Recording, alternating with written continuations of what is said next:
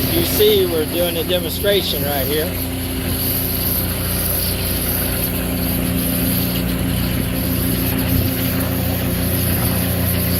Shooting water down the hole there.